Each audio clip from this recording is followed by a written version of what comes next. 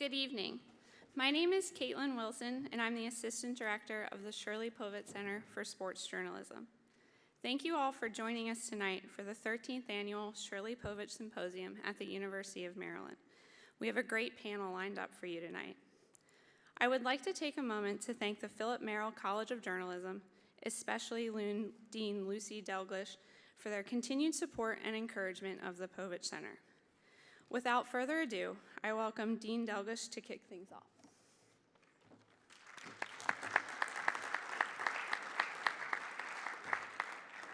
Thank you, Caitlin, and thank you all for joining us tonight, and welcome to the 13th Annual Shirley Povich Symposium. The Philip Merrill College of Journalism is proud to be the home of the Povich Center. Year after year, the center does a wonderful job of hosting relevant and thought-provoking discussions between panelists and outstanding expertise and perspective. Dialogues such as these are important to Merrill College and, I believe, the university at large. Due to the vision and generosity of the Povich family, the leadership of George Solomon, and the talented Povich Center team, Kevin Blackistone, Caitlin Wilson, and Kate Yanchulis, Merrill College is proud to house one of the country's finest sports journalism programs. The symposium and the Povich Center were created in honor of Shirley Povich with the vision of creating a platform for students and others to learn the importance of storytelling, beautiful writing, and examining the intersection where sports reflect culture. And I believe the center succeeds in that every year. I want to thank the Povich family for all that they have done to support the center. David, who is here with us this evening in the front row, his sister Lynn, and his brother Maury have created such a fitting tribute to their legendary dad, and Merrill College is grateful to be the home of this special program and steward of the Shirley Povich legacy. Thank you again, Maury, for moderating tonight's symposium. And thank you to our panelists. I am grateful for your time and happy to host you. It is wonderful to see so many students in the room, and if history is any lesson, you are from several other universities as well, so welcome. I hope you all enjoy the program. I know I'm looking forward to it, and get your questions ready. It is now my pleasure to introduce the director of the Shirley Povich Center for Sports Journalism, George Solomon.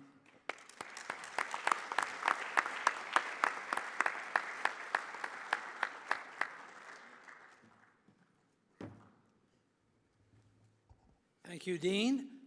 It's a pleasure to see you here, even those students who were forced to come here in my class. Nevertheless, I do also want to thank the Povich family for making the Povich Center a reality, keeping it going since 2011. It started with the Povich Chair in 2005. Maury, Lynn, David have done extremely wonderful work in creating this legacy to your dad, Shirley Povich. I also want to say that this has been a tough year at this campus. And thanks to Lucy and the faculty at the College of Journalism, the Merrill College of Journalism, we will prevail. And Maryland will be better than ever with your help. And again, thank you for being here. Enjoy the panel. I turn it over now to the great Maury Povich. Thank you very much. Thank you, George. Thank you. I want to welcome everybody to the symposium. This year's topic is Race in Sports, the Challenge Continues. That topic would disappoint my father, because my father was writing about these challenges and inequities in the 1930s. He died in 1998, hoping that in the ensuing 20 years after that, we wouldn't be here talking about race and sports. We would have solved it. But here we are, and the makeup of our panel has a front seat to what is happening today. Now, our panelists. DeMaurice Smith deals every day with the topic we're discussing. He's the executive director of the National Football League's Players Association. He has been for nearly 10 years. He's had to deal with the league on all issues, including race, including the fallout from player protests that seem to have troubled the current President of the United States, who made it a campaign issue in the last election. In another life, DeMaurice Smith was an assistant U.S. attorney. And to give you an idea of the racial makeup of football, somewhere in the neighborhood of 75% of NFL players are people of color. There are 2 owners of color, and I think when the season began, 7 head coaches. That's the makeup. Scott Van Pelt is our homegrown ESPN star. His SportsCenter show is the hit of ESPN, even though it comes on at an hour when people like me are making our first trip to the bathroom. It's not for you. He has the best young demo in all of ESPN. And his comments on the football tragedy here have been very raw and very honest. Kevin Merrill is the editor-in-chief of The Undefeated, ESPN's media platform that explores the intersection of race, sports, and culture. Kevin's a former Washington Post editor and reporter. He grew up in this area, and just so you know his firsthand experience, his 10th grade class in Prince George's County was the first to go through busing in the state of Maryland. The Undefeated has been at the forefront of dealing with sports and race. Tom McMillan is university royalty at this university.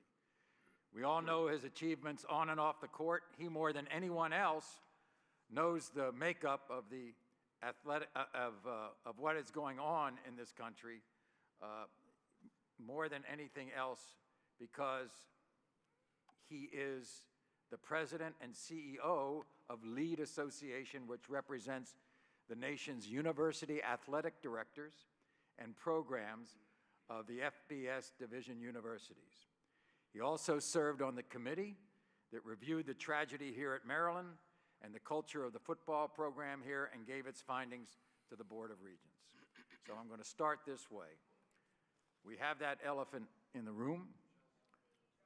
Oh, I didn't introduce Chelsea. She's the best. I know she is. That's why I left her for last. We can just leave it at best, the best. Chelsea Janes covers the Washington Nationals for the Washington Post. She is witness to the racial overtones throughout baseball, the makeup of the players as well as managers in the front office. To give you an idea, 8.4% of Major League players are African American. Major League Baseball touts that as on the rise at 8.4%. In the last 46 years, 12.5% of managers have been people of color. There is only one CEO in Major League Baseball who is of color. That's Derek Jeter of the Miami Marlins. So now let's start with the elephant in the room. Tom, you know more about what went on here at Maryland this year than anybody else. And since your committee investigated the culture of the football program, did the question of race play any role in your investigation? It's a very good question. First of all, it's a pleasure to be here with Maury. And your father, when I was playing at Merrill, was an icon, and you were the prodigal son. So it's really That's a stretch. It's an honor for me to be here in your presence. And George Solomon, who great editor of the sports page of the Washington Post. So, you know, serving on this commission was a great responsibility. I will say, when we talked to a lot of players, and I think we interviewed over 150 people, and many of them were players, you know, what you heard was a typical, what we call a dumbbell. There were a lot of people that were pro the program, and there were some that were against it. There was not a lot of race injected in this. Matter of fact, Coach Durkin did better with African-American players than he did with white players. And so to answer your question, the short answer is no. I think that the problems were not necessarily race-oriented. because we talked to a lot of folks, and that was not our conclusion. Okay. Scott, you have been very critical of this university and the way it was handled. Do you think, in all your remarks, that race plays a role in all of this? I defer to Tom and what they found from the young men within the program, because he'd know far better than I would. To be honest with everyone, as I was on the show and the comments that I made about Coach Durkin as a guy that I know, but I knew him in the way. I knew, say, Ralph Friedgen, I knew Ralph much better. He and his wife Gloria, when they were here, he was here longer. I got a chance to know him better. But I got to know Coach a bit, and I was at his practice, and I saw nothing that was in any way atypical to any practice I'd ever witnessed. It was spirited. It was, coaches riding players, but nothing that was unusual in any regard. And it was my understanding, and I was pleased that, from what I gathered from the commission, the report that I read, that Coach Durkin actually had quite a bit of support from within the program from African-American players. And it is my belief, and maybe I should say hope, that in no way what happened, that tragic afternoon in May, in any way had anything to do with race. I think it had to do with an unfortunate thread that runs throughout athletics, where you push athletes beyond their limits. That's not unusual. I mean, we had an ad at ESPN this summer where Coach Saban's talking about when we try to push our players beyond their limits every single day, and I'm thinking, of course you do. That's an unfortunate common thread in sports, and I don't believe that's color. I don't believe that's black or white. I think that's red and white and black and gold, and the colors that every Maryland player would wear that were being pushed in that way. And what happened to Jordan is a tragedy that can't be undone. But I don't believe, and nothing that I have ever heard from anyone that was either in that report or anecdotally through coaches or players here, nothing would indicate that that was the case. Okay. So let's move on. Damaris, it's amazing that all of a sudden the protest of the NFL players in terms of what they were trying to protest, starting with Colin Kaepernick, there's no resolution. We have a president who made it an issue in the campaign. There was an attempt at a resolution. Apparently that attempt was pulled back. What's going on? Is there a vacuum? Are we in limbo? I think you always see in sports a microcosm of what is going on in our country, right? So with respect to the protest by the players, there was resolution in the sense that I thought that the league's anthem policy was wrong. I thought that it violated our players' rights. I like the fact that there is no rule that's being enforced. I love the fact that our players who want to protest continue to protest.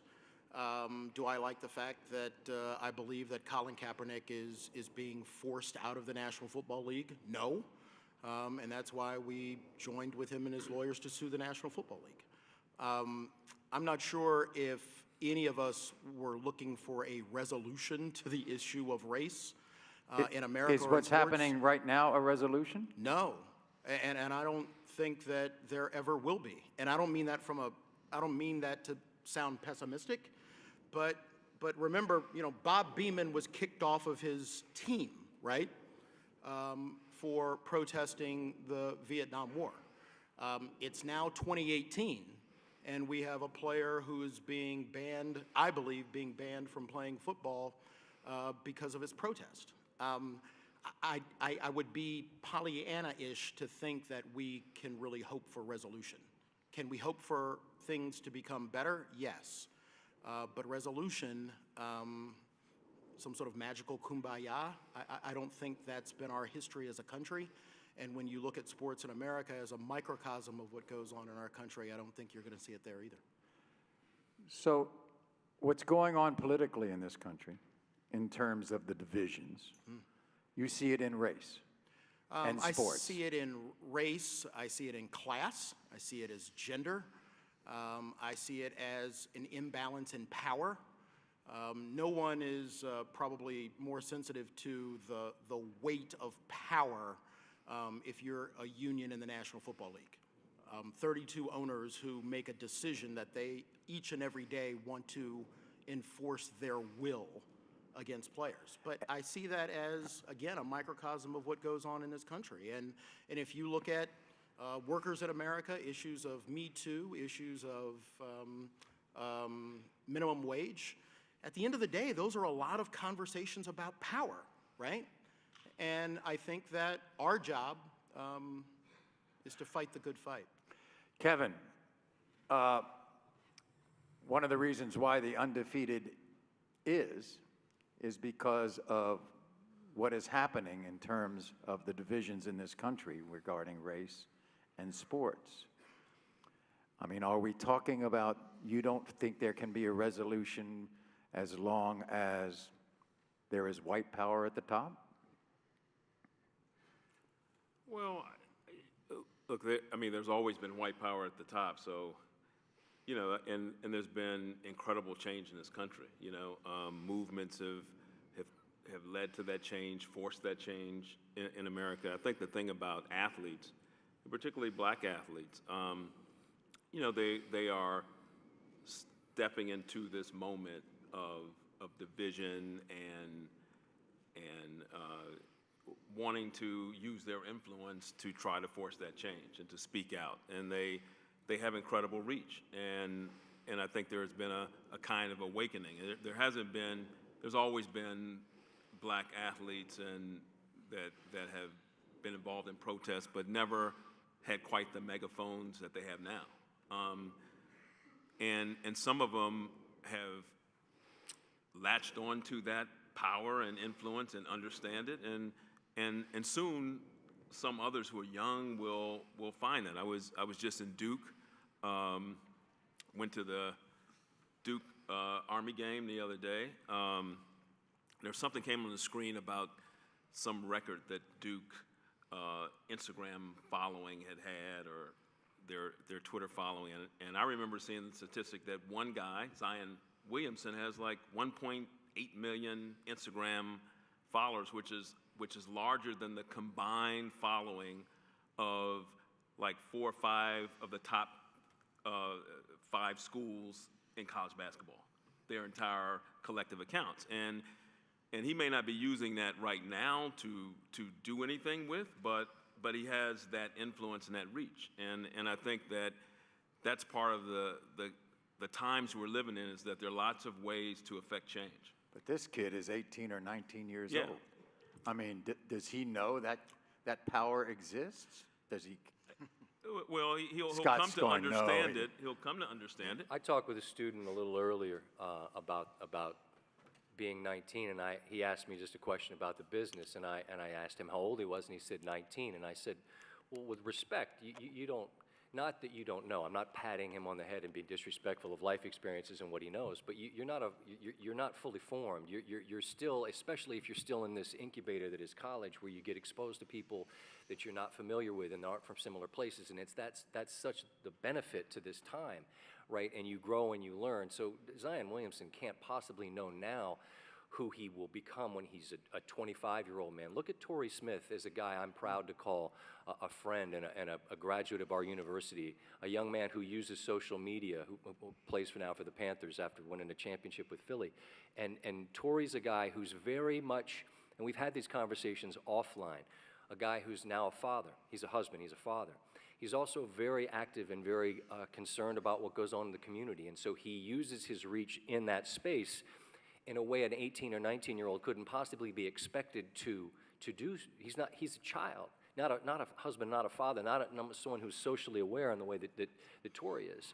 And I think Torrey's hardly unique, but he's just someone that I'm happy to talk about here as someone who I have great pride in seeing his growth as a man, and a man who's aware of his circumstance, and a man who's aware of conditions in this country and tries to use sports as a way to encourage conversation. And I don't know if it's to your point about waving a magic wand and a solution, but in the name of progress. And your dad was searching for that, and we still are searching for that. Mm-hmm. But if you've got somebody like Torrey Smith helping you, I mean, we at Maryland should be proud that he's out there trying to do what he can to affect change.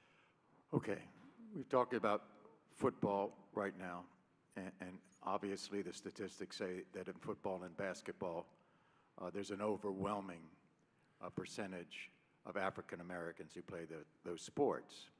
There are 8%, 8.4% of African Americans who play Major League Baseball. Chelsea, and yet the growing percentage of people of color are Hispanic in baseball. No one talks about what are the racial overtones in a baseball locker room? What are the racial overtones over 162 games? Do you see it? For sure. I think it hasn't exploded in the way that it has elsewhere, and I think there are a lot of reasons for that, but it's also just What reasons? I think the language barrier. I think there are fewer Latino players by and large who feel comfortable truly speaking out the way they might want to speak out about issues because, their English isn't their first language. It doesn't mean they can't speak it, but why risk having your words twisted, and I think there are a lot of tensions there, but the best example I can give is a couple years ago, there was a white player who put on a song in the Nationals clubhouse that was like, something about the upcoming election and Trump and, building a wall. And it was like a country song or something. And one of the Mexican players just walked over and turned it off. And that was the extent of it. That was it, because you don't talk about it. You don't fight about it. It doesn't come up. And it's there in a huge way. And it's amazing to me that it doesn't come up more. And, similar to the question of why there aren't more African Americans involved. That's profoundly disappointing to several, prominent African American figures I've met. I've sat and listened to Dusty Baker, which was, he's just an incredibly intelligent and thoughtful person who has such perspective, and I think it breaks his heart that the progress hasn't been there. So the issues are there. It's just a sport that doesn't talk about things, and somehow they've been able to sort of continue not talking about things when the whole world around them can't stop talking about it. Tom, you played at a time, you were a star right around the time the civil rights movement started. You played with a lot of African American players over your career. What was it like back then? The same? Is it the same? Actually, the 70s and the 60s when I was in high school was I would say a more active period. How many of you remember the 68 Olympics and, Tommy Smith and John Carlos? Do you remember that form of protest? I was in the 72 Olympics, and many people don't remember the forgotten protests of Vince Matthews and Wayne Collett, who turned their backs to the flag, but no one remembered it because of Munich and the Israeli athletes. And this was a period where there were real consequences to your activism. I had a room at Ellicott, and I had to close my window because the tear gas was all over campus from the Vietnam War. And if you were a black athlete then and decided to protest that war, guess what? You lost your scholarship. And that happened to many, many black athletes at that time who protested racial inequality or Vietnam or whatever. It doesn't happen today, fortunately, but I would say that it was such a big issue that the Supreme Court even had to intervene in a case called Tinker versus Des Moines, where they protected free speech at the schoolhouse door and said, a student has a right to free speech. And so we even had the Supreme Court engaged in it. So it was a very, very, I would say, much more active period. And then there was a denouement of activity for a number of years, and now we're seeing an uptick of it. But that right to protest is what, in my world, student-athlete world, is an inherent embedded right. And all of our ADs across this country believe strongly that they have that right. And so that's a little historical perspective. But if you remember Munich in '72, or if you even read the history of it, It was probably the most volatile Olympics ever in our history, and full of all the kinds of activism that you suggested. So, when you take a look at what is going on today, I get the feeling that money is determining a lot when it comes to race and sports. And I say that, I mean, if you take a look, for instance, at college football and college basketball, the revenues are astounding. They're the engines that make all sports programs work in university life. And the athlete, and it's on the backs of the athletes. So I'd like to know, you know, Kevin, when your people go out or you go out and cover college sports, I mean, I would think if I was an athlete today, I would just be so mad at how I am being used. Is that the case?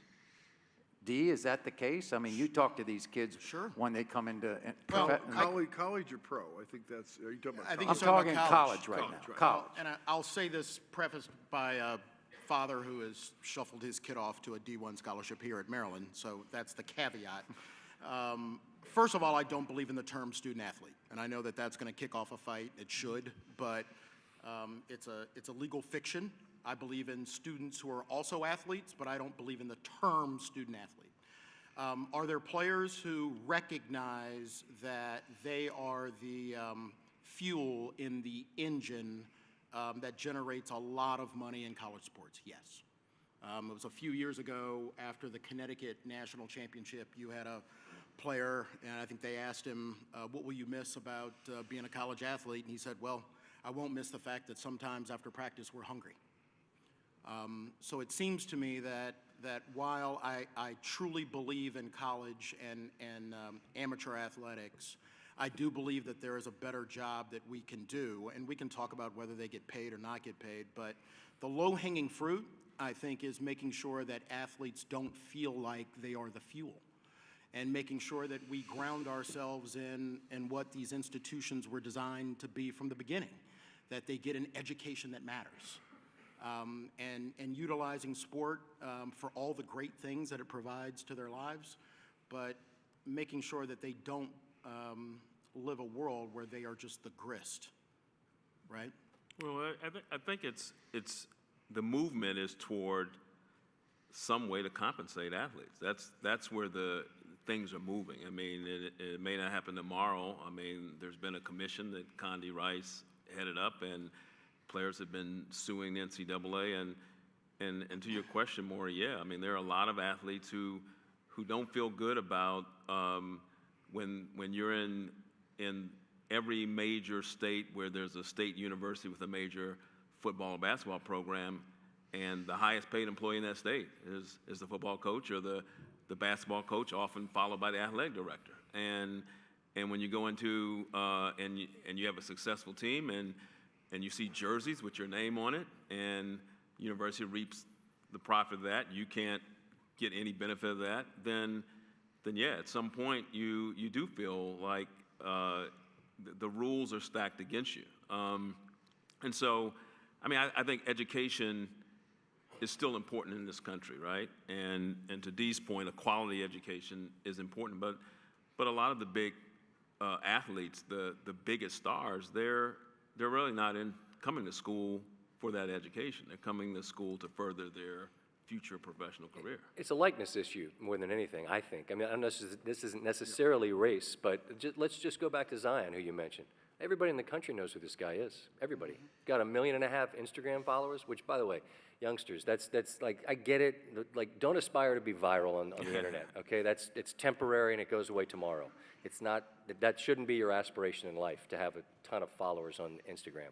But in his case, it speaks to his reach, and that reach is because of who he is. And Duke will monetize that, and if the NCAA doesn't figure out a way to allow him to monetize that, then what they will do is they will lose that 1-year window you get for him to play your sport. That's it, 1 year. That's how he's going to But that, you monetize know it. what? That's better than no years. Right. If you're Duke and you've got this guy who, you got Steve Kerr trying to figure out how not to get fined when he's talking about Zion. I mean, that was after they kicked Kentucky's butt, and he was like, I thought LeBron was a once-in-a-generation deal. I guess not. And he said, I'm sorry, Adam, don't fine me, because you're not supposed to talk about a one-year guy. But look, if we're all adults and we're all in on the joke, so to speak, then the NCAA should figure it out. But I have as much faith in them figuring it out. I have no faith in them figuring it out. I'll just stop. I'm with you on that one. I will, I actually agree with a lot of my colleagues' points that it's much more complicated than you think. So DeMaurice's son is here on a lacrosse scholarship, right? And so the FBS schools that I'm the CEO of a group of, they do about $8 billion in revenue, but $1.5 billion of that is spent. Literally all the profits of Maryland, Ohio State, all those profits go in to support 2,000 sports that make no money, to provide DeMaurice's son a scholarship, and to give our Olympic team athletes that can play in the Summer Olympics and the Winter Olympics. Now, that is one of the facts you should know. The second fact, which I agree with you, is that, yeah, coaches' salaries have gone out of control. The NCAA tried to control that and were shut down by the courts. So in the ideal world, yeah, we should do more for those highly talented basketball and football players. We don't want to limit our Olympic effort in this country, and we have to figure out a way to stop the escalation of cost in college sports. Right, but now, if we can figure that world out, I think we would all be on the same sheet. Right, but I guess what I refuse to believe, though, is that it's binary and that it's just about paying athletes. I mean, There's only 20 programs that make money, so no, as you know. right, so. but every athlete who gets injured as a senior and may need surgery after their eligibility is over is what we call in football SOL, right? What's that mean? So it seems to me that even before you get to the issue of whether they should get paid or not, the low-hanging fruit is if you're a full-time athlete, why shouldn't we think about giving these people who've done 4 years another year to graduate? Why shouldn't we think about... And the NCAA, and I'm not going to defend the NCAA here, but I am going to say both on the tail on injuries and giving another year, they have agreed only on. cataclysmic on the injury. Right, Hate yeah. to be the lawyer, but we agree more should be done. So we're not So in I just don't think that the conversation should begin and end with whether high-profile college athletes get paid or not. I think the conversation, going back to what you said, Maury, was how do we make sure that we don't turn athletes into the grist, into the fuel that are driving a bigger engine? Fair question.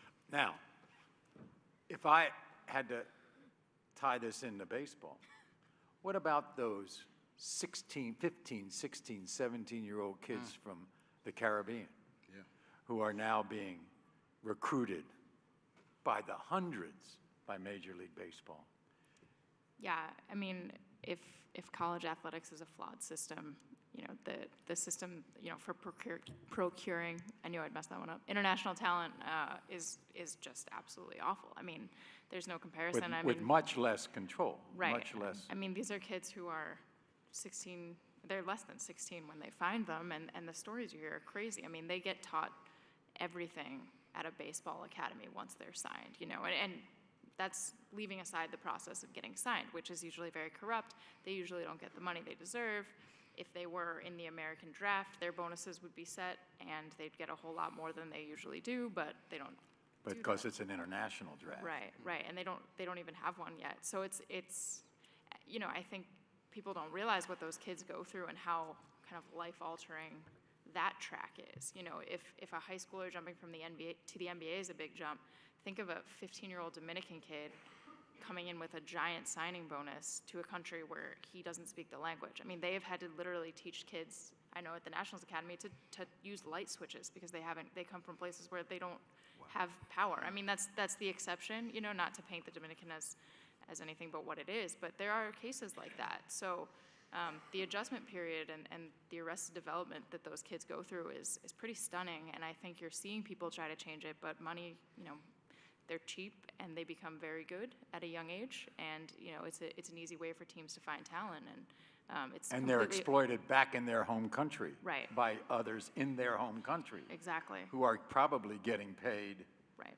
by Americans. Right, and there's no sort of checks because those kids come up and they have nothing. So a $15,000 bonus feels like a whole lot when, a kid of comparable ability in the American draft is making, $400,000 more. So it's pretty terrible, and I think it's amazing that so many of those kids adapt as well as they do, because the infrastructure is not good for them to do so successfully.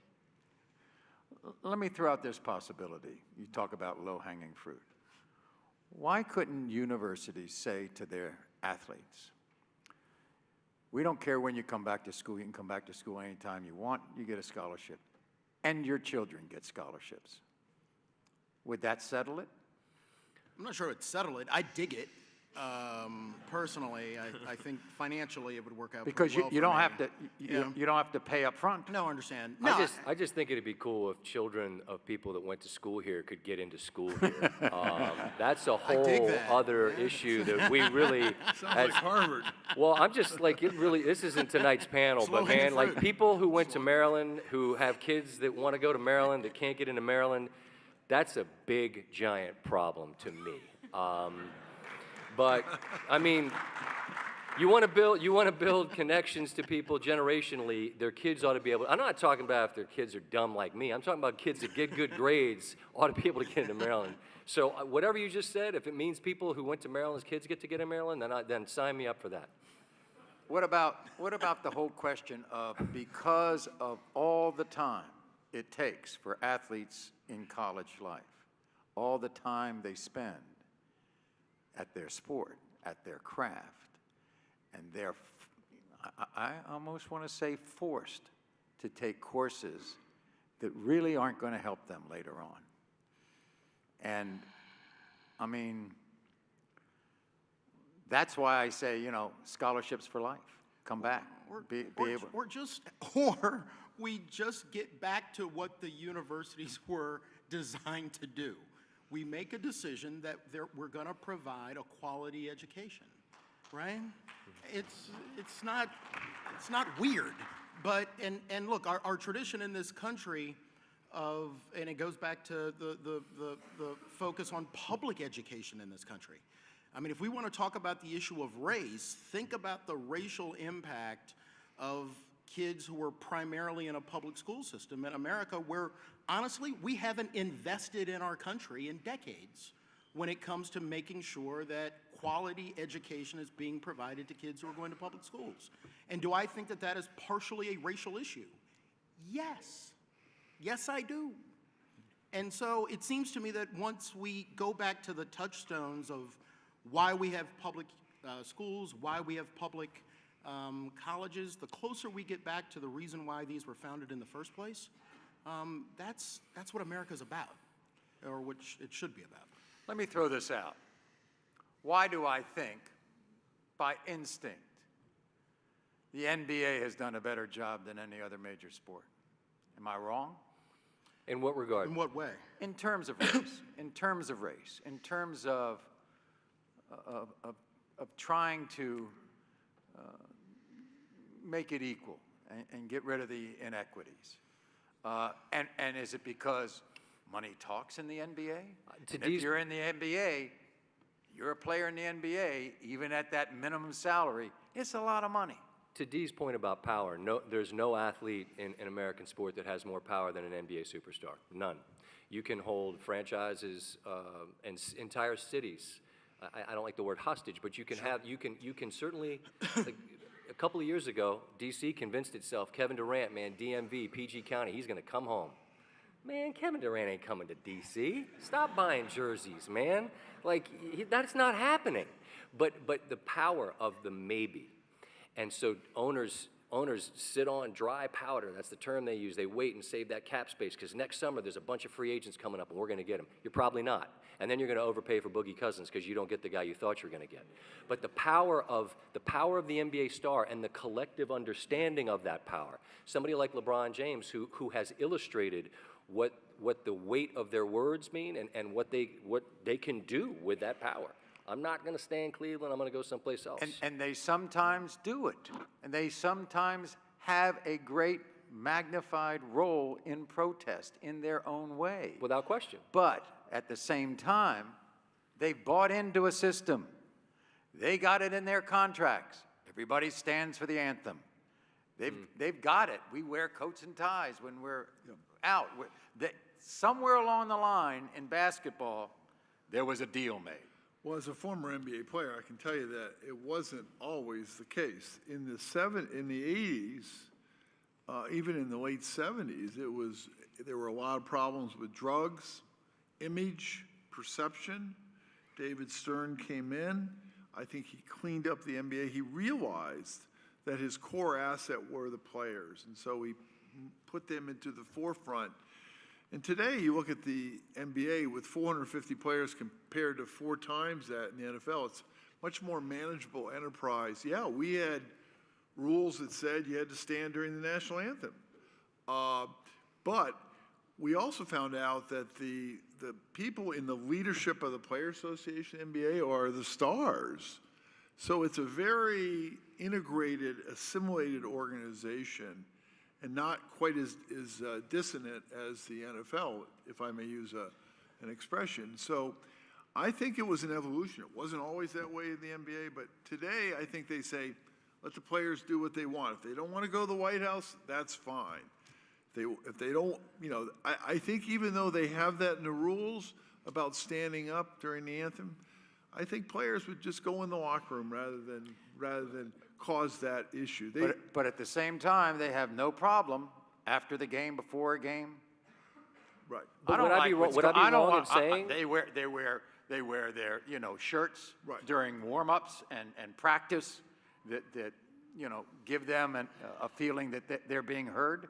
If I'm wrong, please somebody disagree, and you would know this better than anyone. I believe, Tom, am I right, that the sense among NBA players is that it's a collaboration with their commissioner as opposed to the NFL, where it's seen much more as a negotiation and a frankly, not a very... Confrontation. Okay, Adversarial. so it's a collaboration as opposed to a confrontation. That's the sense that I've always had. I think it's 100%. fair. And look, I mean, I don't shy away from confrontation. You don't say. I know it comes as a shock. I think that the NBA does a very, very good job with relating to their players on their issues. At the risk of being struck by lightning, I think that the NFL. I know, I'm about to say something nice about Roger, so it could actually happen. I think that the way in which the league decided to handle the anthem issue with the union in the NFL was one of the best examples of us working together since I've had the job. And that'll be the last nice thing that I say about the league. I'm going to call the commissioner's office. Well, it's early yet. Just remember, 2021's around the corner. Well, pack a lunch. Pack a lunch. By the way, when do those negotiations start in earnest? I wouldn't tell you. Okay. Just trying for a headline, that's all. Sorry. It was a good shot, though. I got to give you credit. It was a great shot. I mean, I think there's another part with the NBA. I think the fan base is different, It's a much more cultural league. You see, I think it's certainly a blacker league. And the players, the individual personalities, the NBA nurtures and cultivates that. And so some of that is due to size, but it's also because there is a connection of culture and sports, a lot more of an integrated connection there, and I think that's a big factor. You also see in the NBA that some of the most outspoken athletes on issues of race, social justice, come from the NBA, and the NBA is fine with that. So, I hate to use it, do you think they feel a bigger sense of freedom? Well, when you look at the NBA, their growth is international. I don't think the Chinese care about whether we're standing stand to the national anthem or the flag. And so they always saw the growth market internationally. The NFL does not. They have to keep their market here, and that requires more compromises than I think the NBA had to make. And how interested is Major League Baseball in the race issue? I mean, it should be Other than trying to get more African Americans to play baseball? It should be very interesting. I mean, it's missing such important opportunities, but I think it's just incredible to hear where to think about where the conversation is in the NFL and NBA, where in baseball it's still about, oh, the Latinos play the game differently, and is that disrespectful to baseball? And, this guy flipped his bat, and the white guy over here says that's not how we do it. It's like, how backwards can you be that that's where we are, right? We're not talking about, growing diversity. It's like, how diverse should this actually be on the field? Should we all be the same? It's just backwards. And I think that tells you, that's a product of the demographics that play baseball. I think it's, unfortunately, in some ways a product of the demographics that watch baseball. But it's telling that, when I think about race in baseball, I think about, Latino kids being told that they're having too much fun. And it's like, what are we doing? This is not supposed to be homogenous. This can benefit from this. It can definitely benefit from it. And it's so far from, somebody taking a stand on race. It hasn't even really dealt with it yet, which feels like something it should do. Well, obviously, I mean, the NFL caved on that because now you can celebrate after touchdowns as long as you don't seek a camera in the stands. Correct, or if you don't put your phone under the thing. Yeah, it's just a crazy land now in the NFL. I mean, look, I go back to the issue of power, right, and control. Yep. And at the end of the day, our battles with the National Football League, for 95% of them, is all about control.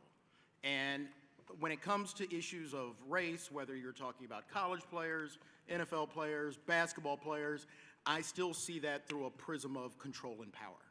And power hates to give up power. And I don't care whether you are a Latino player, African-American player, white player, players who protested in the Olympics, when you challenge that control, right, that's when all bets are off. And that's when people start to lose their minds and you run around with scissors, right? But that's what's happening. And that's when NFL owners start checking the television ratings. 100%, and for ratings that started dropping 3 years ago. So, when I told them about that, just one more thing. When they said that this protest, the protest had an impact or a negative impact on ratings, in my opinion, that was probably one of the biggest, I won't use the L word, but... Fake news. Wow. It wasn't true.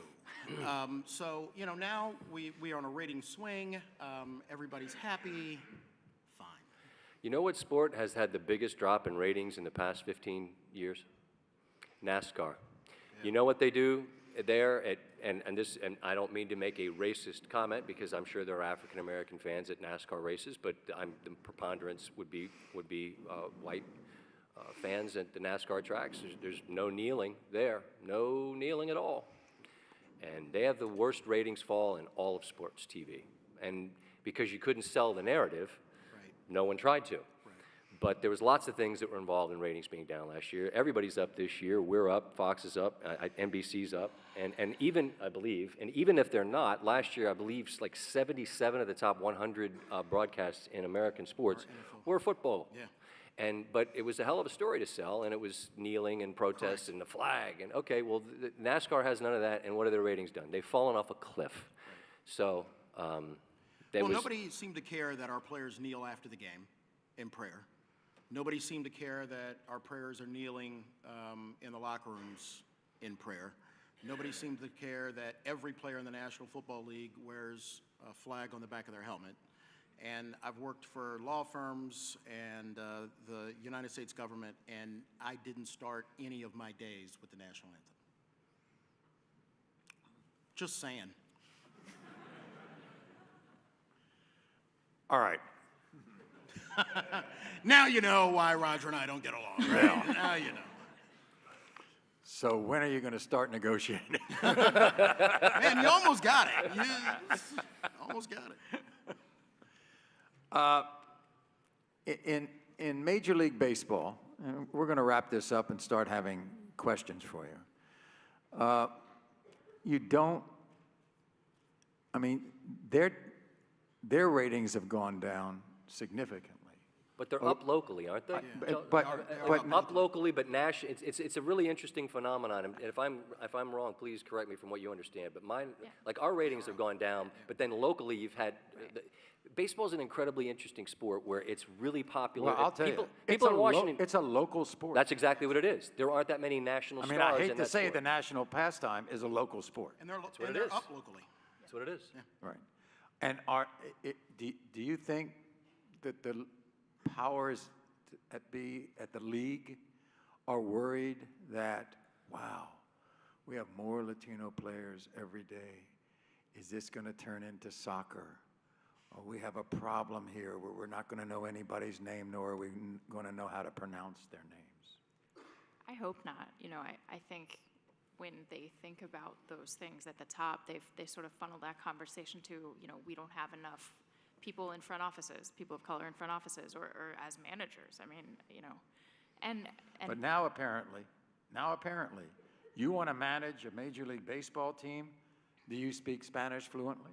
I mean, that question is uppermost in the interview, in the job interview. yeah, it should be. I mean, the Spanish-speaking players have to learn English, right? So, but it's a really interesting conversation in baseball because I just don't think it's evolved, right? You know, we had Dave Martinez introduced as the Nationals manager last year and got a lot of questions. You know, you're one of the only Latino managers in baseball, and he sort of has to defend himself and say, well, I'm not here because of that. You know, there's an implication there, and it's destructive. And I think that, you know, to combat that, you just have to make more of an effort to actually diversify your hiring. I mean, it makes no sense that you wouldn't have more Latino managers. They can relate to everyone. They've been through the same things that those kids have been through. They've been through the same things the major leaguers have been through. And, you know, that front offices lack them is crazy when you see the demographics. So I think when Major League Baseball talks about the problem publicly, that's where it funnels the conversation. But I think there are some real racial tensions in those clubhouses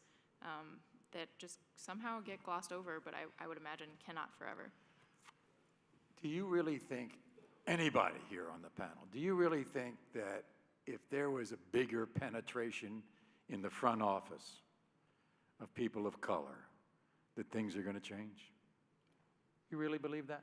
Do you mean would it make things if there better? are more general managers, if there are Sure. more coaches, Yes. if there are more owners, Yes, I do think it would make a difference.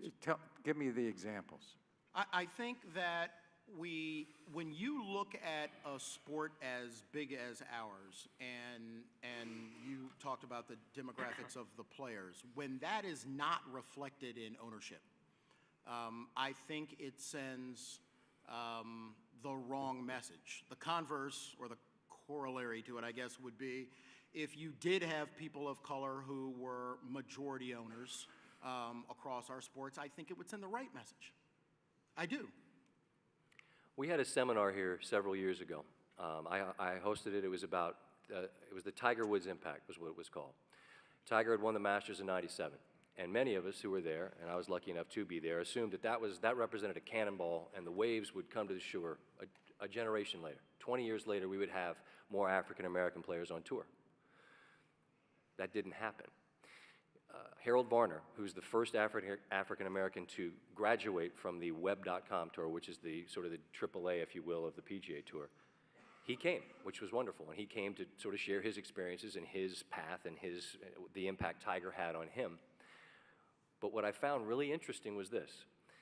That day, a busload of students came from Maryland Eastern Shore, and predominantly African American students. And everyone that was on the bus was from UMES, and they were in their golf program there. And the point to be made is that 20 years later, while there weren't 15, 20, however many more African American players on tour, there were more golf pros. There were more people that were studying agronomy to be greenskeepers, because his impact wasn't just people that wanted to play, It was people that wanted to be in the sport. So if you have more African American representation, be it in coaches, GMs, owners, if more African American players or minorities of any type see people that look like them in those places, maybe they aspire to be that, not necessarily players, because this many people can be players. But perhaps more could find work at some level of it. And that was really instructive to me, because the paper that I wrote on it, the findings, I got an A in this, I got an A, by the way. One of very few that ever happened for me. I was looking in the wrong place. I was looking on the fairways, and Yeah, I needed to be looking elsewhere. Yeah, but I mean, we have the so-called Rooney Rule. We have the so-called Selig Rule. I mean, you're laughing. I mean, is it a laughable matter? Yes. Yes, because you look at the issue, and let's go back to college. I forget what the statistic was, but if you were an African-American head coach in college and had a losing season, you almost never got a second chance. I'm not going to name names in the National Football League, but there are a lot of coaches who seem to get jobs because they have the right last name. And we all have, you want to make arguments about affirmative action. Well, one big piece of affirmative action, if you're born rich and your last name happens to be born into the Rooney family, you know what your job's going to be? Running the Steelers. I mean, you were born on third base. You didn't hit a triple, right? So all I'm saying is, at the end of the day, I do think that when we But talk is it about a charade? Are you saying it's a charade? The Is the Rooney Rooney Rule? Rule a charade? When the league doesn't abide by the Rooney Rule, when they're supposed to, and a team doesn't get punished for not following the Rooney Rule, the only conclusion that I can come up with is you can violate a rule and not be in trouble, so I would call that rule a sham. So it Sorry, so it I didn't be doesn't- blunt, but Yeah, but I know African-American coaches who were hired. yeah, but that doesn't, you asked me whether I thought the rule. Well, maybe the was- reason they got interviewed was because of the Rooney Rule. And maybe there should be more if there was absolute compliance with the rule, right? So, are you going to tell me that we've had one African-American coach fired so far this year in the NFL? We have the poor coach at the New York Jets who Todd could be Bowles. fired at any time. Are they fired because it was, Hugh Jackson was 3-36. 3-36. Three, yeah, That's not an awesome job record. and right. Like, here's the thing about hiring coaches. Like, it's hard to win. It's hard to win. It's hard to win, and if you get after 40 games and you've won 3, if you get fired, and I'm the white guy up here, so if anyone disagrees, I mean, I could be wrong, but I would assume that that's a performance-related termination. It's 3 wins in 40 games, man. It's not a lot of wins. I'm not trying to be cute. Like, I'm just being realistic. The issue isn't whether the Rooney Rule made a difference. You asked me a specific question, and I answered Yeah. about whether I think that it's. you don't think But- you don't think the Rooney Rule made it possible for I don't African think that American. teams always comply with the rule that they claim that they do. Right. And yeah, How many African-American coaches were hired last year? Wilkes, and the year before that, Lynn, Joseph. I'm just trying to think off the Right. top of my head. But but how many? There were 7, I think. Right, in the league. but again, I go back to the world of what does that pipeline look like, right? Agreed. 2, when you see teams that have come out publicly and everybody says they're going to hire this guy. Well, the Oakland Rooney with Rule, Gruden. right? Oakland with Gruden. Gruden, right. The rule says that you were supposed to do X. They didn't do X, and they weren't punished for violating the rule. So I can't say that a rule is having an impact when teams don't follow it. And you think it's the same in baseball with the Selig Rule? Absolutely. I think the only example I can think of actually isn't race related. It's and I don't know if the rule is supposed to apply to like a male-female dynamic, but Kim Ng, who's like one of the top executives at MLB, it seems like gets interviewed twice in off-season for a GM job. And you know she's not going to get it because she never gets it. But she's the one they bring in so they can say, hey, look, we diversified, you know, and it's just so transparent that it's like kind of cringeworthy. And I think, you know, you're talking about the pipeline. The reason it matters so much in baseball is if you look at managerial hires, even if GM hires, they're trees, right? Mike Scioscia from the Angels has all these managers around the game, you know, who have followed him, who came up under him. Joe Maddon's starting to have the same. If those guys are all white, if there's no pipeline, you know, you never break through. You never get to establish roots. And I think that's true in the front office. I think that's true in you know, the dugouts. And I don't think the rule has done much other than, you know, make people feel, yeah, I don't want to, I can't say for sure, but it seems more like a token effort at times than a real one. You know, it's an interesting conversation, but it's not that complicated. I mean, it's the same thing that exists in every phase of American life, you know, whether that's Wall Street, whether it's in our profession, the media. You know, if you're in positions to make the decisions and get close to the final decisions, that's how change comes. That's how you get diversity, inclusion. And when you don't, you have a harder time getting that. And that's the nature of our country. And I don't know why sports would be exempt from that. It's like, do you get a second chance? Do you hire somebody on potential? Do you go out and find somebody? Is it enough of a core value that you make it important? All of these are kind of the questions, and I think the same kind of thing that happens in sports happens everywhere else in America.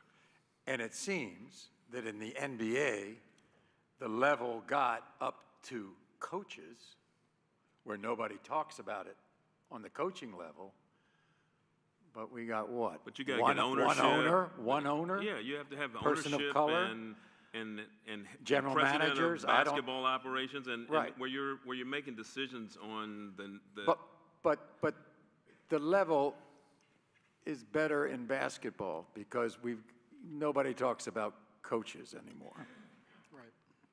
And we can't say that in baseball managers and head coaches in football. Or college. Or college. Yeah. Now, let me ask you about that. If there was a bigger breakthrough in college, would it affect the pro level? Probably. Yeah, I would think so. I mean, again, you're talking about feeding the pipeline, and I think, you know, again, going back to the stat, and I'm sorry I can't remember it, but I guess ESPN came out with a study a couple of years ago of how many second chances African-American coaches got in college compared to others, and it was staggering. Well, okay, that means that if you don't get a second chance in college, you're pretty much done. That pipeline is dried up, and you don't have that succession. There's no reason if Lincoln Riley becomes a hot commodity at Oklahoma that an African-American coach couldn't do the same thing. Kevin Sumlin, when he had it going initially at A&M, was a guy linked to the Cowboys. But then the thing about being a coach is that when you're riding that wave, it's really hard to stay in that place. Like Dabo Swinney, his name's being mentioned now as well, which to me is ridiculous. He's a college coach and should stay a college coach. But absolutely, if a young African-American, doesn't have to be young, if an African-American coach at the college level shows, whether it's being an out-of-the-box play caller like Riley is, there's no reason. Yeah, but you have people like David Shaw who say, "I'm just happy being here." Well, I know David well. He's had people call. He and his family quite like the Palo Alto area, as many others do. Well, when you talk about colleges, I think it's a different animal. But I mean, we have done in the FBS not well, either on the gender base or the minority base. We have 22 minority ADs. That's Hispanic, African American, or Asian American. We only have 11 females who are ADs, and there are reasons for that. The decision is not so monolithic in college. I mean, it's complicated. You know, Maryland is looking maybe for a new football coach. Well, you got the Board of Regents, you got the president, you got the AD, you got donors involved. It's not, you know, an owner making a decision. And the farm team, you know, one of the easiest things you can do is go look at the staff directory of your athletic department. If that is diverse, both in terms of gender and race, chances are that's one way you're going to begin to see more, you know, more diversity in ADs across the country. And so the reason why the Rooney Rule, the Wes Robinson Rule, the Seeley Rule does not work in colleges well is that every school across this country has different hiring practices. They're governed by state law. It's very difficult to mandate that upon a state because the athletic department operates within the state situation. But it is a big problem in college sports because if you don't have the farm team, you're never going to have it at the top. And we all recognize that we're all trying to do something about it. Okay, have at us, please. Anybody who wants to ask questions?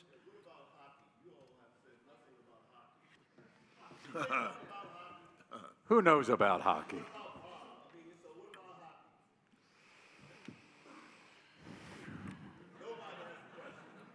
Don't get me going.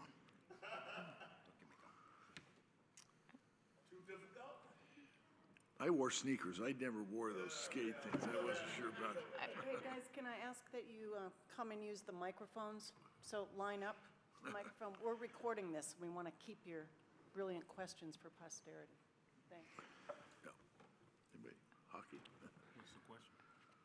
What about hockey?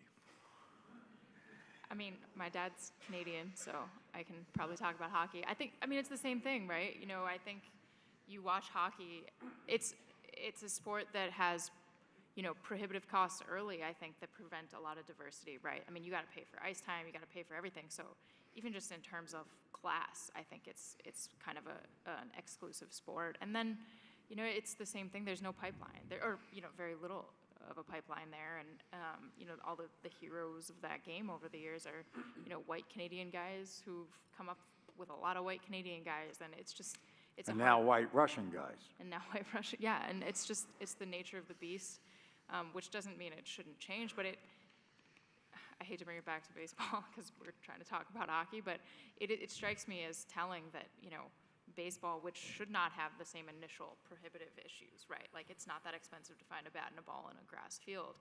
You still can't figure it out, you know, and hockey, I think, you know, from what I know, peripherally has made some serious efforts on that front too, you know, to diversify their sport, but it makes a lot of sense that a sport like that would have trouble diversifying, you know, after it kind of emerged from the sort of white, you know, upper class roots that I imagine has And been that's a part of definitely something we found in golf, even Yeah. with the advent of the first tee. But the first tee, in many respects, became a sort of a vehicle to get by courses, and you didn't need courses. You needed young people to get out there and be exposed to it, and just teach people how to play golf. And there's all these other things about teaching the keeping score and this and that. I get that, but my point that I made as it related to the first tee, I always thought is if you want to teach somebody to cook, you got to get them in the kitchen, right? You want to teach somebody golf, take them out, and so the first tee didn't necessarily do that, and so I think the point about hockey and rinks is a huge one. It's just how much participation is there at that level? I don't know the answer to that. Yes. Good evening, and thank you all for coming tonight. I'm going to use professional basketball as an example because it's the most progressive, I think, of all the athletic professional sports. Michael Jordan in the 80s was very strong about not speaking his mind about issues. Are we past that in professional basketball, or are we still talking about professional athletes who are more interested in the color of green as opposed to black and white? LeBron James called the president a bum. I think we're well past that. I don't think Michael's line was something about like Republicans buy sneakers too, something to that. I always get the line wrong, but that was the gist of it. I think players recognize now that if their brand doesn't have some stance, if they're only about their brand, then the people aren't about their brand. Does that make sense? Yes. That's my sense of things. Yes. Hi, so I'm here with my friend Akshay over there. We run a sports talk radio show called Play Ball. So also maybe SVP, if you could shout it out, that'd be pretty cool for us. But so anyways, Put just you on the going off. list. All right. But yeah, so, we just try to like have fun with our show, but we've been getting a little bit more progressive in having, real conversations ever since the football, tragedy with Jordan McNair happened.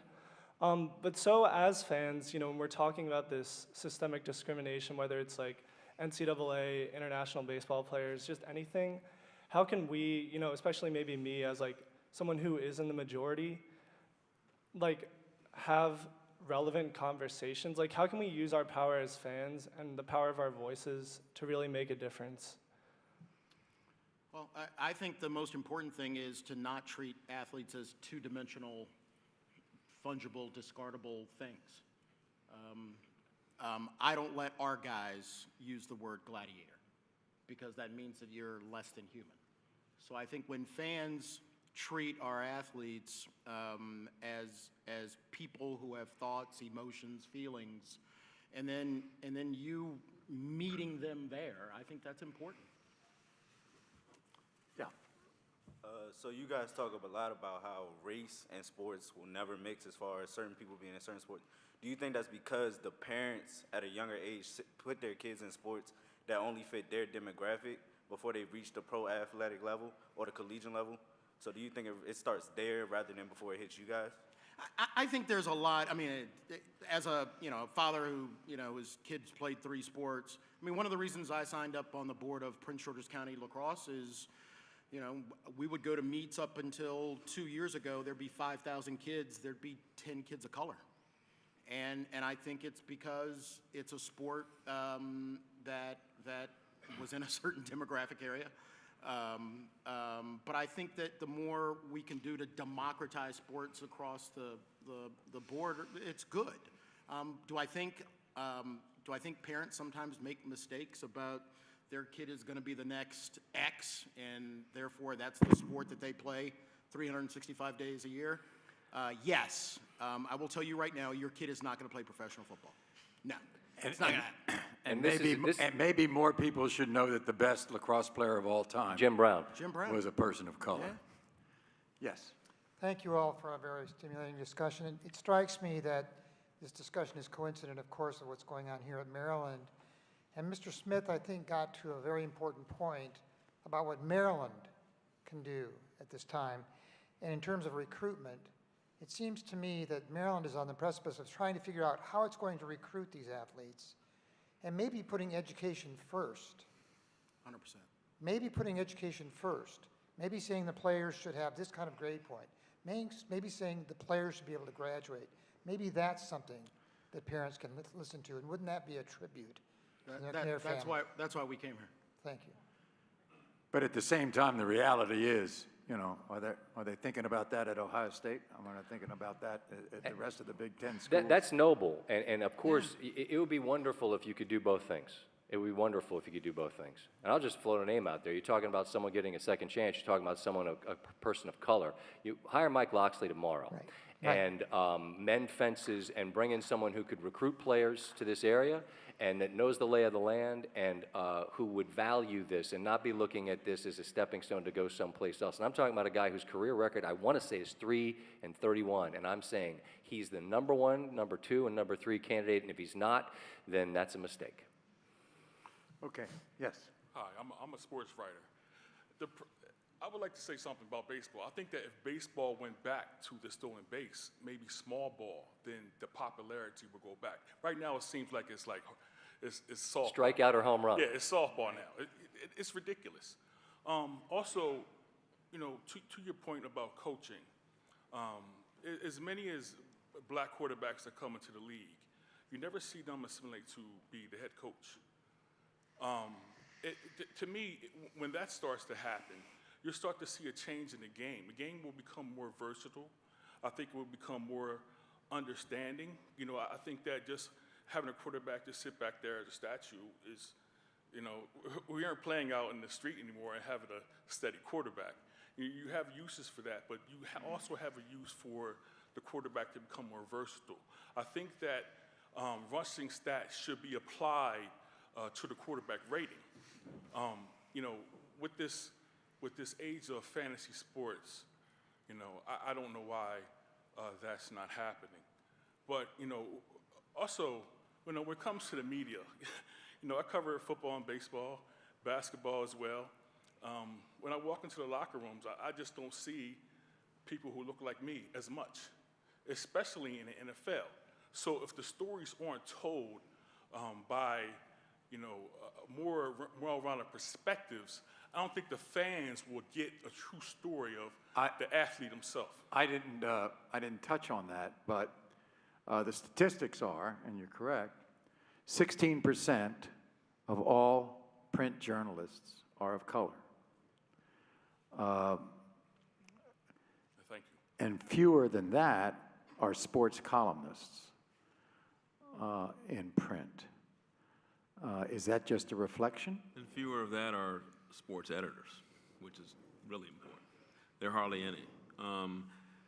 That's a very significant issue. It goes to so much. To Chelsea's point, she's a fabulous baseball writer, but she would say that how many do we have native Spanish speakers interviewing those players? And that's a big problem. It affects the coverage of baseball. It affects their ability to get beyond struggling to have just, in some cases, in not their native language, just to have post-game comments, as opposed to the range of coverage we really need to understand athletes. Instead of going through translators. Absolutely. I'm one of the only women in the locker room at any time, so, how can I relate? That's a question, separately, but I think it's important to have people to whom they can relate to tell those stories, because those Latino players, I've said it before, but they filter, right? Because they don't want their words to get twisted, or they've had a bad experience in English, and when you get someone who can go in there and speak Spanish, they light up. Yeah, I'm terrible at Spanish, but when I try, it makes a difference, because it's like, okay, you're trying to get on my level. Like, we can talk about this, and I don't know a lot of, words that are suitable for public consumption in Spanish, but I know enough, and I think that that's really, I've noticed that, just like even my terrible, broken attempts at Spanish and my immediate seeking of praise after I try works. They those players, we relate better because we've tried, and I think that that's really important, and it grows exponentially when you have someone who can speak Spanish and just be kind of relaxed, and they don't have to think twice. Thank you. This question is directed to Mr. Smith. I'm curious, as somebody who said that you believe Kaepernick is being banned in the NFL and that you're representing him in his case that is suing the NFL, what would you say to the people that are arguing that the Kaepernick case has nothing to do with the kneeling? Is it more so as to deal with his comments or his press conference when he wore a Fidel Castro t-shirt in Miami, or when he wore like socks that were depicting police officers as pigs, or when his girlfriend, I know, made some comments that Ray Lewis of the Ravens said that had she not made those comments, we would have signed him. I'm just curious how you would respond to those people that would say it's not about kneeling, it's actually about these other things. I'd respond by saying, I hope I get the chance to cross-examine you. Yeah, no, I'm being sort of sarcastic. That's their argument. Fine. You just got to sit in the chair and explain it. So do you believe that the issue does have to do with kneeling Yes. and not with... What he's saying is, okay. Yes. they're deflecting. Yes.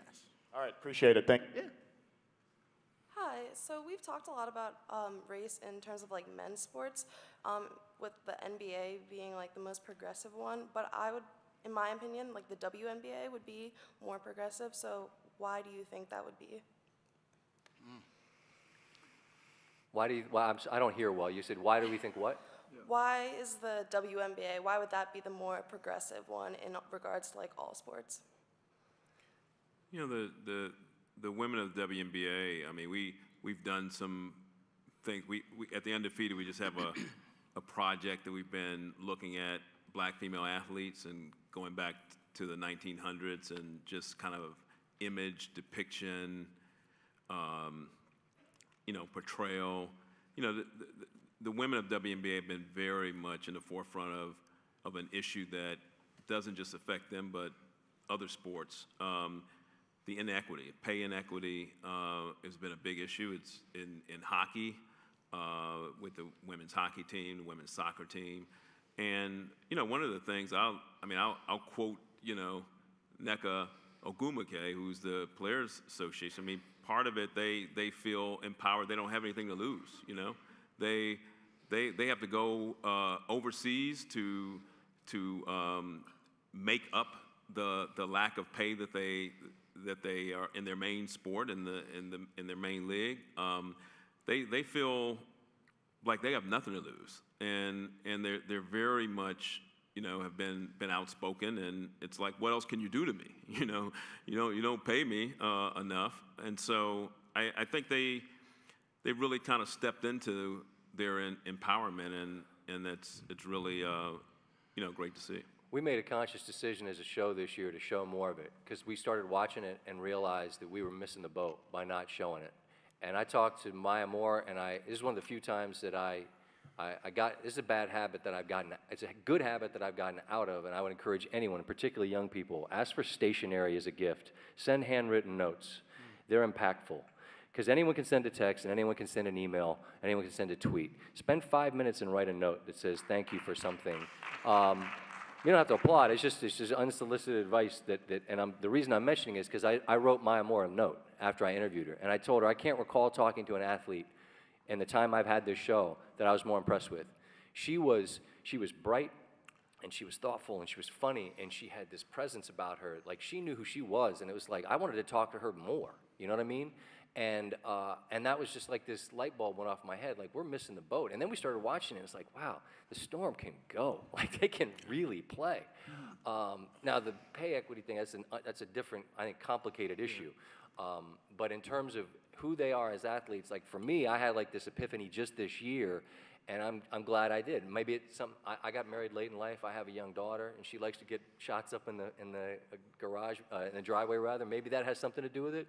But I'm just glad that for me personally that's happened, and we had her on, and we had Elena Deladon on, and we had Sue Bird on, and I want to try to do all I can do to continue to shine a light on what they're doing, because it's a really, really talented bunch of athletes. Yeah, I want to pile on a little bit more with what Scott's saying. When you interview, we've had interviewed a bunch of them. I mean, Nneka is just brilliant. Awesome. And her sister Chanae. You know, but Carol Lawson is one of the things that, you know, our somewhat still colleague and former colleague. I mean, I was one of the first. I'm not gonna say one of the first, but I was certainly someone championing her to get more reps, you know, announcing games. I think she was fantastic. We had her on a panel, but the game itself, you know, when you watch the women's game, it's really a great game. I mean, the fundamentals of it, and just the way they play, the teamwork dimension of it. They had, I think, one of the best playoff runs of any professional sports in this past year. It was an amazing playoff run. Thank you. Yes. Good evening. My name is Bert Williams. I'm a co-president of the University of Maryland Black Alumni. Thank you guys for being here very much. Scott, I'm not tired yet. Thank you. When you talk about issues of race in this country, you can't separate those from issues of economics as well. So when you look at certain demographics and generational wealth versus other demographics that, you know, blue collar, check to check, and that also dictates why students would go one and done because of the need for that money. What can we do across the leagues to make sure that we're putting more energy into educating the athletes on financial literacy and what it means to be that first person in their family to start that cycle of generational wealth? I think there's always room to do more. I mean, we provide more financial literacy classes and more instruction to players. But I'll be blunt about one thing. What we've learned over the last few years, you can throw program after program after program after program. What we talk to our young men about is what it means to be a man and a businessman in the business of football, and whether you're going to be man enough to handle your business. And if we can convince a young man about the importance of what it means to your point about passing on something else to his family, he's going to seek out a financial literacy class. So I think that a lot of this begins and ends with what our expectations are from these athletes. And I forget who asked the question about relating to them on more than a two-dimensional basis. For every athlete that we have, I want what I want for my son. And I think that's what we should all want for our athletes. We want the best for them. But that means having an expectation that's sometimes a little bit higher than what their stats are or what their Madden score is. Okay, we're going to have just a couple of more, and then we're going to wrap it up. Yeah. So for football, especially the NFL, because it's such a competitive sport, and when players want to take a stand or for what their cause or anything like that, and in case of like injury or like say like Le'Veon Bell, for instance, he wants to take a stand, like he says he deserves more money in this circumstance, so he sits out. But it's so competitive. You have players like Connors who comes in as his backup and is putting up the same numbers. Is it hard to make your stand when it's like your years in the sport can go by really quickly, really fast? That's the business. Right? Very true. That's the Yes. business. Jalen Theus, Howard student. There's been an ongoing issue with just mentioning with Le'Veon Bell and players and in general having an issue with, I guess, their platform and receiving backlash when they utilize it. So as it pertains to the player, how does one, I guess, with, I don't know, I guess, how does their autonomy for a player, well, how do you all receive that in general, and how do you? We talk to our guys about being authentic. Just to being authentic. And you know, for, you know, whether it's you guys in the media, we talk about them having a genuine interest in the things that are important to them. Again, going back to, I hate to sound like a broken record, but you're more than just an athlete. That's our guys play football. It's what you do. It's not who you are. So find out who you are and embrace that voice and be genuine and authentic about it. You know, I was going to, on the college level, I spoke to about 6 of our African-American ADs, and I asked them how they handle this stuff. And they believe these are really teaching moments to try to explain to a young person what the issue is so they fully understand it, walk them through it, and also that they understand the consequences of it. But they, to a person, agree that that young athlete has the right of freedom of expression. And so they really, at the college level, and I would say this is probably unanimous amongst our ADs, they believe that an athlete has the same right, a student athlete has the same right as any other student in that university. But they need to be taught, and they need to be, as Maurice was saying, they need to understand what they're doing. And that's the obligation of the education process. I think the difference, though, Tom, is that they have the same right, but there's a much greater consequence when an athlete, because what I have right here in front of me, you have in your pocket, right? You got a phone, and you can tweet, you can say what you got to say, and an athlete. That's why I was talking earlier about Torrey, who I'm really proud of how he's chosen to amplify his message and his beliefs, because he knows who he is, because he's an adult, and I think it's hard for all of us. Look, I'm a grown man. I screw up in social media, because you got to remember that your phone is this microphone. I'm not talking to a room. I'm talking to whoever's out there, and the consequence for the positions you take and the things that you say can be much greater, I think, than anyone has any concept of in that moment, right when you get ready to fire off that funny ass tweet. Right? That's why education is so important. Exactly. Yep. One more. Thank you. I don't have my Twitter password. So it's obvious that sports imitates life, and you know, nothing can divide or bring people together like sports. And Scott, what you said about, you know, the tweeting, before athletes didn't used to rely on the media to get their word out. Now they don't have to anymore. But I think it's on the macro level, it's more of a fact of how we treat each other as human beings, you know.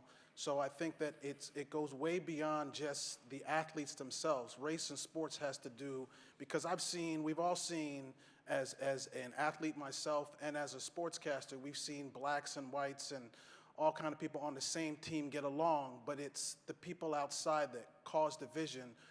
On the macro level, in high, you know, platforms that you guys have, what do you think is the biggest hurdle on getting the outside the athletes world to really buy into the fact that we aren't as far apart as we think we are?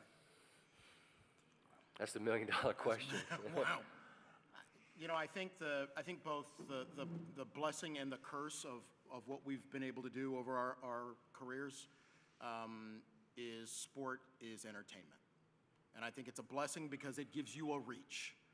But it's also a curse because that culture of entertainment is sometimes a reductionist way of treating people, right? You can sit in a bar and you can yell that somebody stinks, somebody's lousy, somebody's awful. I think a lot of the issues around protest, people were upset that they felt like the protest somehow infringed on their entertainment. So I think it's the million-dollar question. How do you take something that's so big and can be so powerful, but means so many different things to so many different people? But I still, oh, go ahead, sorry, Todd. Remember what Ronald Reagan said, which I think is very appropriate. He said, we can be opponents, we can oppose each other, but we are not enemies. That's true of politics and it's true of sports. That civility is very necessary. I believe, and I've said this often, and it's one of the reasons why I love what I get to do, that the greatest unifier we have as a country is sports. It's the greatest common ground for people, whether you're right or left, or whether you're, Alabama, Auburn, whatever. People meet in the middle, and you play for 60 minutes, or you play for 40 minutes, or whatever. Play for 3 periods, hockey guy. But I'm not kidding. I mean, we're reminded time and time again of the role that sports can play as the great healer, and we showed it this year. I don't think I'll ever see a moment where sports is a greater elixir than post 9/11 when George W. Bush walked onto the mound in Yankee Stadium in a city that got rocked to his knees. And he stood on the mound and he gave the thumbs up and he threw a strike. And it was this metaphor that the American pastime would continue and then we would go on. And I don't know what singular thing in a split second could represent that. And to me, this isn't like some Pollyanna, like I think sports are always great. No, sports are messed up a lot. But they're also better than most things at providing a place where white, black, Asian, Latino, et cetera, can wear the same color and go out and try to win a game. And then that's a metaphor for all of us. But we just have to tune out all the rhetoric and the noise, but it's really hard to do that. But sports still is better than anything else. Well, let's make some noise. DeMar Smith, Scott Van Pelt, Kevin Merida, Tom McMillan, Chelsea James. Thank you. Please call me. I'll just send me a text so we can be in touch. Thank you, guys. Thank you. Especially now with you doing this, because I definitely go to a game. Oh, yeah.